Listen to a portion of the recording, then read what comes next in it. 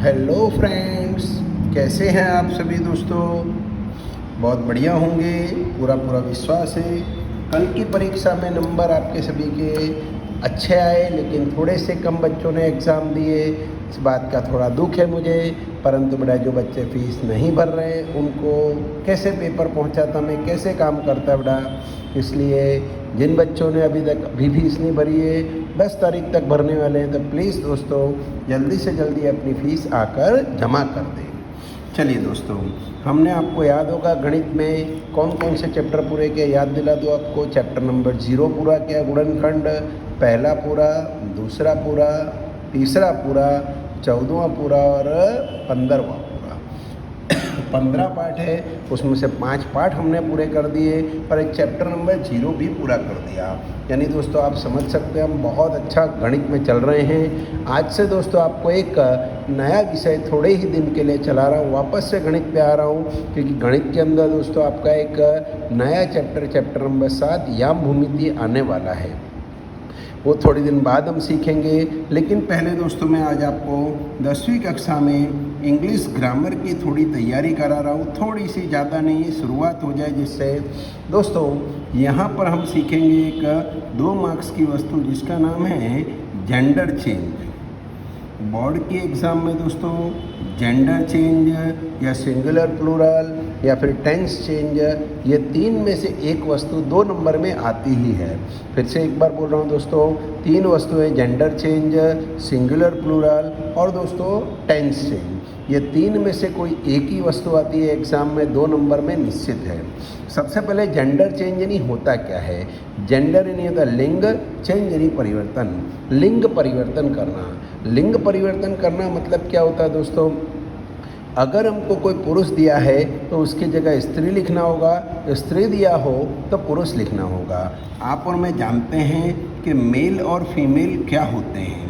थोड़ा सा ये कोष्टक आप याद रख लेंगे तो आपको कभी भी जेंडर चेंज में तकलीफ़ नहीं होगी। आपको याद है पुरुष को मेल और स्त्री को फीमेल कहते हैं। दोस्तों जैसे एम मैन होता है तो उसके लिए औरत होती है, आदमी के सामने क्या होती है, औरत। अगर ये MEN मैन है, आप MEN मैन और MEN मैन में अंतर जानते होंगे। MEN मैन यानी एक पुरुष और वुमेन MEN यानी दोस्तों एक स्त्री, जबकि MEN मैन यानी बहुत सारे पुरुष और ये होता है बहुत सारी स्त्रियाँ। इसी तरह से अगर मैं आपको बोलूँ यहाँ बॉय है तो यहाँ कौन होता है बेटा, गर्ल, बराबर। अगर आप बोलते हैं सन तो पुत्र होता है, तो पुत्र के सामने पुत्री होता है, डॉटर। अगर आप बोलते फादर तो सामने आता है मदर। पप्पा तो मम्मी। अगर आप बोलते हैं ब्रदर तो सामने आता है सिस्टर। अगर आप बोलते हैं सन इन लॉ को बोलते बेटा सामने डॉटर इन लॉ।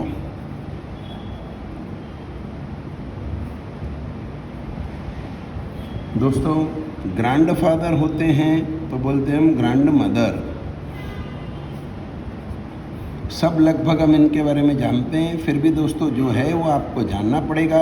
ये कोष्टक आपको अलग से ग्रामर का चौपड़ा बनाना है, उस ग्रामर के चौपड़े में ये सब लिख लेना है तो आपको बहुत फ़ायदा होगा।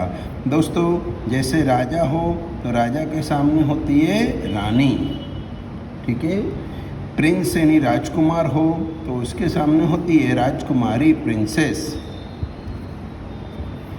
अगर दोस्तों एक मंत्री होता है तो उसको मिनिस्टर बोलते हैं। मिनिस्टर के सामने अगर स्त्री मंत्री होती है बेटा तो उसे मिनिस्ट्रेस कहते हैं, मिनिस्ट्रेस। याद रखें, मिनिस्टर का मिनिस्ट्रेस। इसी से एक और शब्द बनाए हेड मास्टर। हेड मास्टर हो तो उसके सामने होता है हेड मिस्ट्रेस। अगर पुरुष प्रिंसिपल होता है तो हेड मास्टर कहलाता है, स्त्री प्रिंसिपल होती है तो हेड मिस्ट्रेस कहलाती है। दोस्तों सर्वेंट होता है, जब नौकर होता है तो उसे सर्वेंट कहते हैं। नौकरानी होती है तो उसे मेड सर्वेंट कहते हैं। नौकरानी को मेड सर्वेंट कहते हैं। पुरुष नौकर को सर्वेंट और स्त्री नौकरानी को मेड सर्वेंट। ये सब आपको याद रखना पड़ेगा, याद नहीं है चले गया। अगर किसी ने कहा जेंटलमैन तो जेंटलमैन का होता है लेडी। जेंटलमैन यानी सज्जन पुरुष, तो लेडी यानी एक सज्जन स्त्री। ठीक है। इसी तरह से एक्टर आए तो एक्टर का होता है एक्ट्रेस। हीरो आ गया तो उसके सामने होती है हीरोइन, ठीक है, हीरो का हीरोइन। इसी तरह से अगर मैं आपको लूँ पोएट, कवियत्री होती है पोएटेस। इसी तरह से दूँ आपको नेफ्यू, भतीजा, तो भतीजी होती है नीस। नाइस नहीं है, नीस है, NIE ऐसे ही दोस्तों। और बोल दो हॉर्स, घोड़ा, सामने आती है घोड़ी, मेयर। मतलब ये सब याद रहना चाहिए बेटा। अगर आपको ये इसका परिवर्तन नहीं आता तो आप नहीं कर सकते हैं। आपको याद होगा ही हो तो स्त्री के लिए सी हो जाता है, सी हो तो ही हो जाता है। अगर यहाँ पर हिम हो तो उसका हर हो जाता है, और हिज हो तो उसका भी हर हो जाता है। ये दोस्तों हमारे थे जेंडर चेंज। पुरुष को स्त्री में बदलना हो, स्त्री को पुरुष में बदलना हो तो इस तरह से हम बदल सकते हैं दोस्तों। अब एग्ज़ाम में आता कैसे, ये ब्रैकेट आपको याद करना पड़े, समझना पड़े। मेरा मानना है वहाँ तक हम जितने भी विद्यार्थी हैं सबको ये याद ही होगा, लेकिन जिनको याद नहीं है वो याद कर लें, उसके बाद ही आगे का वीडियो देखें तो ही आपको मज़ा आएगा दोस्तों। केवल और केवल आज शुरुआत है, बहुत धीरे धीरे हम शुरुआत कर रहे हैं दोस्तों। मान लीजिए आपको ऐसा पेपर में पैराग्राफ आता है, look at that lady, she is with her boy, the boy is smiling,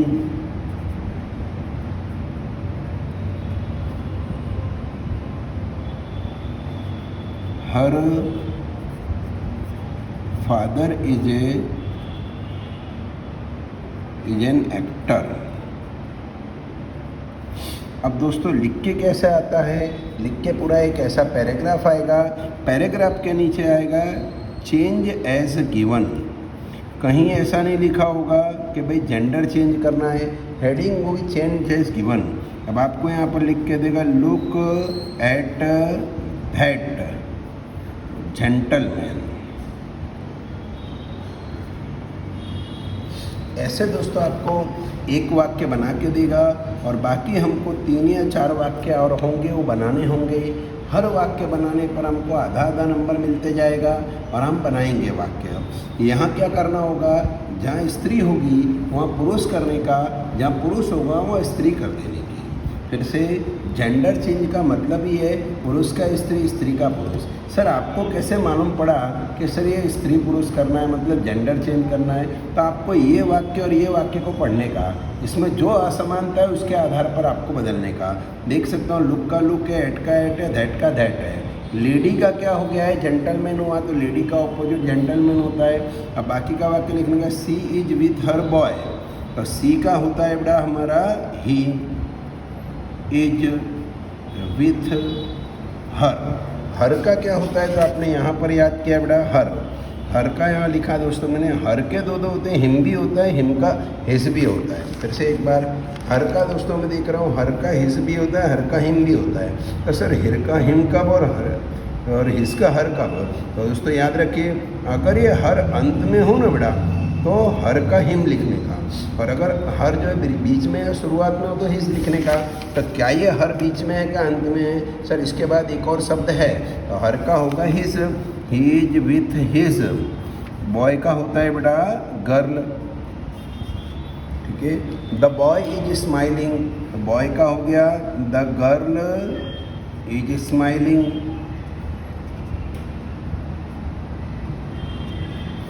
her father is an actor, इसका बदलने का, हर शुरुआत में, हर अगर अंत में हो तो हिम होगा, शुरुआत में तो हिज ही आएगा। हिज फादर का हो गया मदर इज एन। एक्टर का होता है बेटा actress.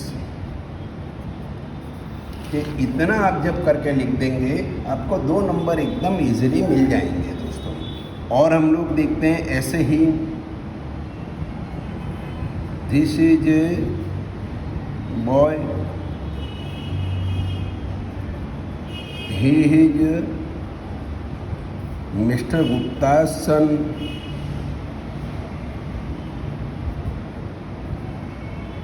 he has a toy in his hand.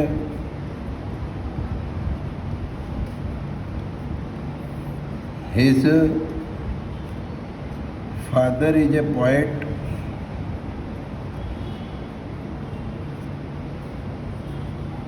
He has been standing here.